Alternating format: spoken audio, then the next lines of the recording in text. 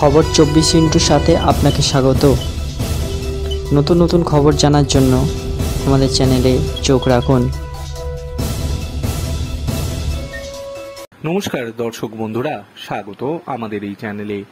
আরজিকর কাণ্ডের 1 মাসও হয়নি তিলোত্তমার বিচারের দাবিতে যেখানে লক্ষ লক্ষ মানুষ প্রতিনিয়তই সুর চড়াচ্ছে, সেখানেই দেশের বিভিন্ন কোণে এখনও নির্যাতনের শিকার হয়ে চলেছেন মহিলারা।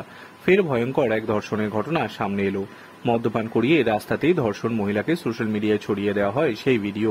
ভয়ঙ্কর এই ঘটনাটি ঘটেছে মধ্যপ্রদেশের উজ্জয়নে, যেখানে এক মহিলাকে ধর্ষণের অভিযোগ ওঠে। জানা গিয়েছে অভিযুক্ত ওই মহিলাকে জোর করে মদ্যপান করানো হয়, এরপর প্রকাশ্য রাস্তাতেই ধর্ষণ করা হয় মহিলাকে।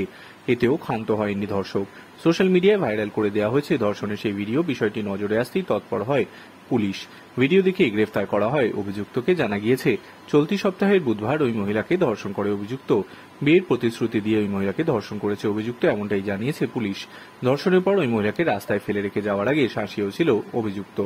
ঘটনার পরের দিন সোশ্যাল মিডিয়ায় ধর্ষণের ভিডিও নজরে আসতেই অবিলম্বে পদক্ষেপ করেছে পুলিশ।